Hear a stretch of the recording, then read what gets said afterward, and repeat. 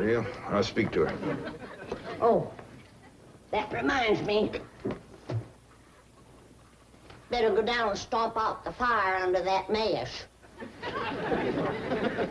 Hold on now, Granny. You ain't gonna stomp out no fire like that, are you? Huh? Oh, of course not. Don't want to burn my shoes. Tom?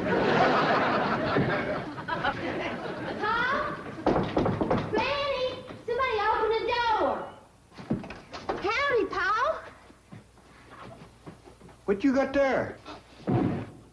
Stranger? Where'd you get him? I beat him with a rock. For? He was skulking around down by the slough. Figured he might be a revenuer. He ain't no revenuer. Then can I keep him? Of course not. Well, I caught him. Don't matter. Well, he won't be no trouble. I could keep him out in the smokehouse. Ellie Mae, you can't keep people like they were dogs and cats. Ooh, ooh, ooh, ow, ooh, that hurts.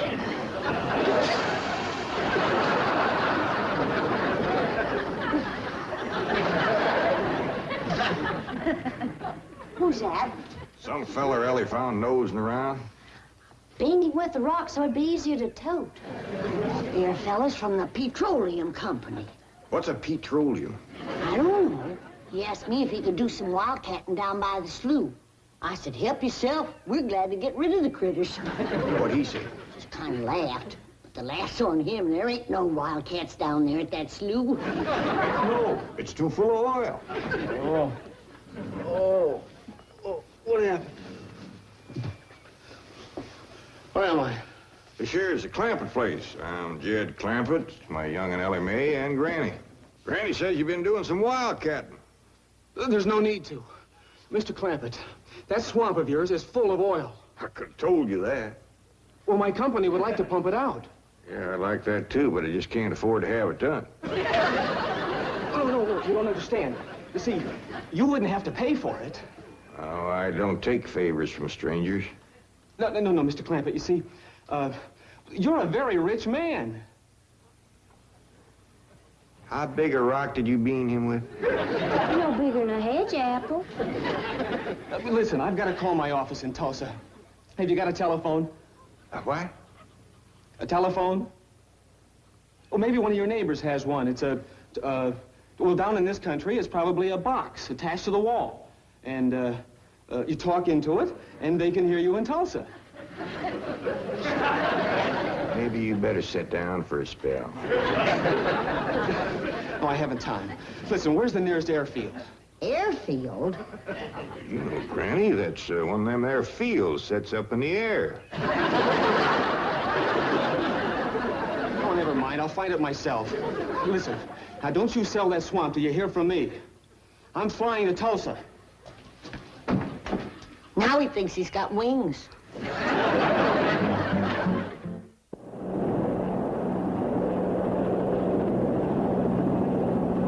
There it is, Mr. Brewster. From the tests and surveys, I'd say that's going to be one of the richest pools since East Texas. News like this is bound to get out. Let's go down and get Clampett's name on a deal. Where's the gun? Where's the gun? Oh, there. What's the matter? You want to see what just flew over Blueberry Ridge? What? The dad-blamedest biggest bird you ever laid eyes on. Probably just an overgrown chicken hawk. Chicken hawk, nothing. That thing could make off with a hog. Hurry up, put that gun together. No room to land near the cabin, Mr. Brewster. It's too rocky and hilly. Then let's get the sling ready to be lowered. Well, Mr. Brewster, that might be dangerous. Hang the danger. We're going to be the first oil company down there if it kills you. Me? Don't worry. If it's safe, I'll follow you. Granny, I see it. Here it is. Land of mercy, look at that. What you doing, Granny? That thing's only got one claw, but dang if it ain't grabbed up a man. Hurry, Paul, it's my stranger. Where is it? Just flew over the house. I'll get it on t'other side.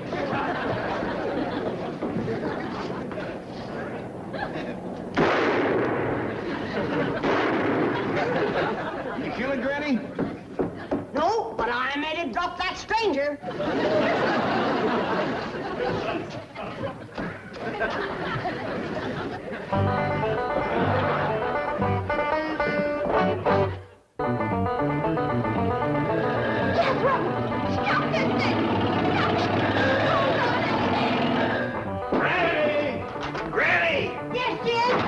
Granny, grab a hold of something and hang on. Cousin Pearl and that overgrown son of hers is headed right for the cabin in that old truck. Heaven protect us.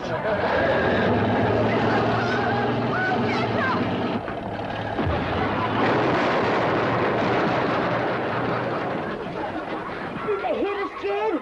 No, but I think they sure want the chicken house. Oh, Jed, I'm sure sorry about the chicken house, but nobody got hurt. Jethro, I told you to get rid of them worn-out brakes. I did, Ma. That's how come we ain't got none. Get on out and lift the chicken house back on its foundation. Jed? Yeah. Jed, Ellie Mae came running over to my place, and she said you sold the swamp to some oil company. Well, yeah, I guess I did. What did they pay you for it? Well, he ain't paid me nothing yet. The Brewster fella said he'd bring the money later. How much they gonna pay you? Well, he said I'd depend some on how much oil they could pump out. Well, he must have mentioned some figure. What was it?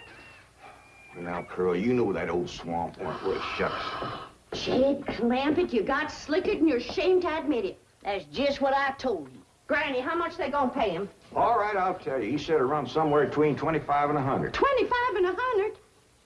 I know it don't sound like much, but Mr. Brewster seemed to set great store by the fact he's going to pay me in some new kind of dollar. There ain't no new kind of dollar. Well, it's new to me. I've heard of gold dollars, silver dollars, paper dollars, but he says he's going to pay me in, what do you call them, Granny? $1 million. Yeah, that's it. $1 million? He wrote the whole thing out on this piece of paper. Here, you can see for yourself. I don't know nothing about that kind. Let's see here now. Saints in heaven. Granny, give me the jug. It's empty, but I'll fetch some. I'll go, Granny. Jed, you're a millionaire. A millionaire. Yeah, that's what that Brewster fella kept calling me. I didn't know just how to take it. He meant you're rich. Me? The richest man in these hills. Maybe in the whole state. Oh, Jed, you can have anything you want. Do anything you want. Go any place you want. Yeah, that's another thing he kept saying. He said he reckoned I'd be moving away from here soon. What do you think, Pearl? You think I ought to move? Jed, how can you even ask? Look around you. You're 8 miles from your nearest neighbor. You're overrun with skunks, possums, coyotes, bobcats. You use kerosene lamps for light. You cook on a wood stove, summer and winter. You're drinking homemade moonshine, washing with homemade lye soap. And your bathroom is 50 feet from the house, and you ask, should you move?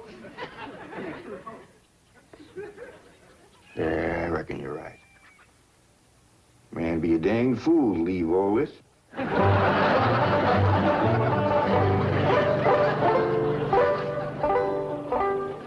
Oh, there you are, Jed. You misunderstood me. I meant you should move away. And you know where I'd go if I was you? Where? California. California? Yes, sir. Beverly Hills, California. Jed, remember the time that your pa took us to Eureka Springs to see the movie picture? Yeah. Well, the actors that make their movie pictures live in Beverly Hills. Go on. Yes, sir. Well, doggy. Wouldn't that be something? Living in the same neck of the woods with old town Mick. It sure would. And we could come visit you. I was saying, Jed, folks claim California's got it all beat. Why, things grow twice as big out there. Jethro would be a whopper, wouldn't he? he could help you move. He's awful handy at lifting and toting, and he could drive you out in my truck. I'll tell you what, Pearl.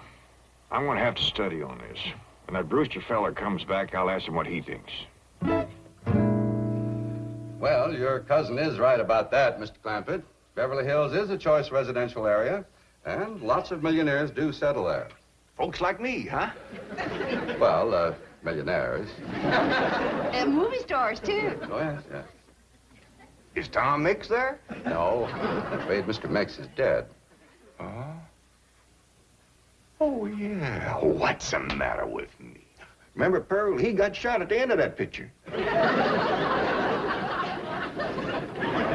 Well, there are plenty other movie stars, and that's where Jed wants to live. Ain't it, Jed? I do like the notion of living in the hills. Never could stand flat country. Mr. Clampett, I think it only fair. That is, well, I think you may have a wrong idea about Beverly Hills. Is that where you live? No, my home is in Tulsa. Well, say, maybe you could get us a place there in your neighborhood. Mr. Clampett, let's not beat around the bush. You will love Beverly Hills. Then that's it. Can you steer Jed onto a good place? No, I can get the bank out there to handle it for him. He'd like a nice big place with plenty of room for his kinfolk to visit him. Is the foreigner staying to supper? I'm ashamed to say I ain't asked him. How about it? Oh, I don't think so. Oh, no trouble. What you cooking tonight, Granny? Mustard greens and possum innards. Mm-hmm. Did you hear that, Mr. Brewster? Very clearly. Want to change your mind? Not this time. Well, if you should happen to come back tomorrow, we'll be having leftovers. That's the thing about possum innards. He's just as good as second date.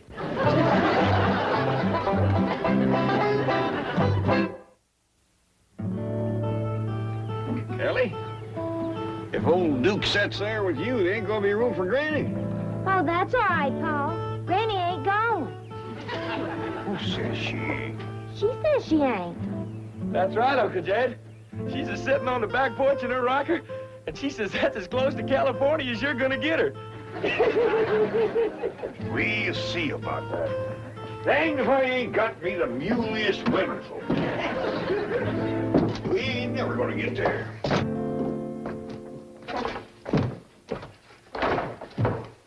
Now, what's all this nonsense about you ain't going to California?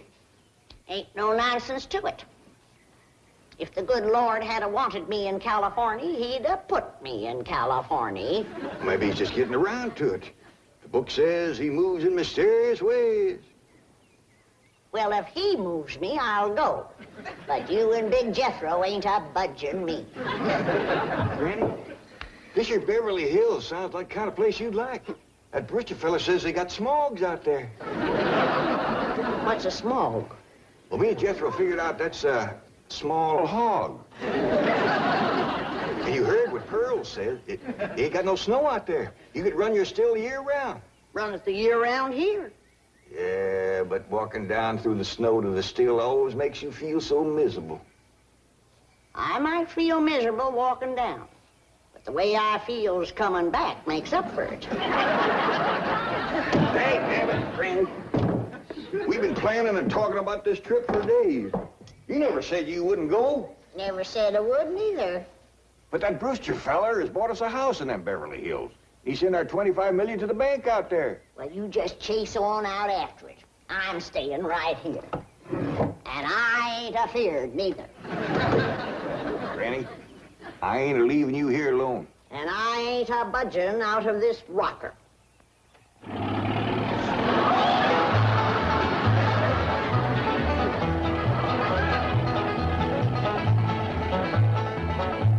Jethro, what does that sign say? It says Beverly Hills. You hear that, Granny? We're there. They call them hills? Why, we got moles that can push up higher ridges than that. Well, leastways, these hills will be among our kind of folks.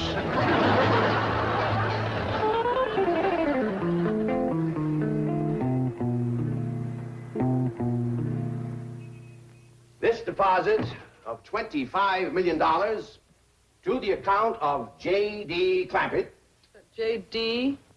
As in Rockefeller. Elevates us to third position in capital assets and assures our bank of... Come in. Oh, I'm sorry to interrupt, Mr. Drysdale. All right, Taylor.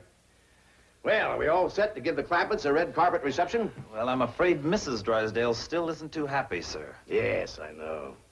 Oh, my wife is very upset that I got the estate next to ours for the Clampetts.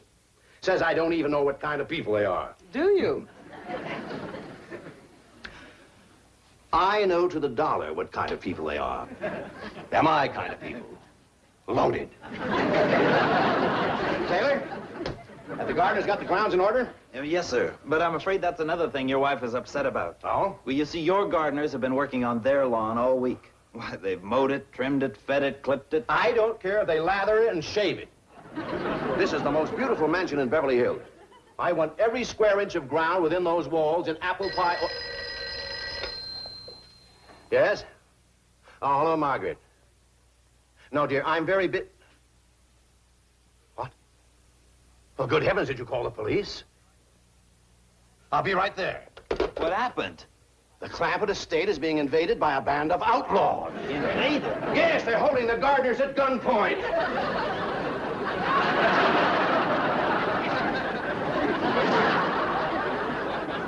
Sure is lucky we come along when we did. That's the truth. The way they were slipping through that gate, another 5 minutes and that whole darn prison would have been empty.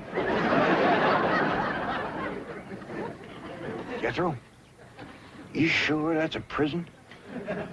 Yeah, Uncle Jed. I seen pictures. Only thing is, how come there ain't no guards on them walls? Probably done them in with them knives and things. These killers, if I ever did see any. Fine neighborhood we's moving into. You hear that? Hot diggity, there's bobcats in these hills. Them sirens! Somebody's calling the law. I reckon they's gonna be mighty grateful for what we done. Folks out here has got a strange way of showing they're grateful. You've locked up one of the richest men in the country. Mr. Clampett, I don't know how to apologize. I'm deeply humiliated. What have you cutthroats done with J.D. Clampett? I'm Jed Clampett, and I'd appreciate it if you let go of my Sunday shirt. You're J.D. Clampett, the oil millionaire? Yep, this here's my nephew, Jethro. Howdy. Quickly, man, unlock this cell. Mr. Clampett, on behalf of the entire city of Beverly Hills, I extend our deep and humble apologies for this unfortunate and embarrassing incident. Oh, I'm Milburn Drysdale, president of the Commerce Bank of Beverly Hills. My car is waiting to take you and your family to your new home. We want you to know how happy we are to have you, your handsome nephew, your lovely daughter, and your beautiful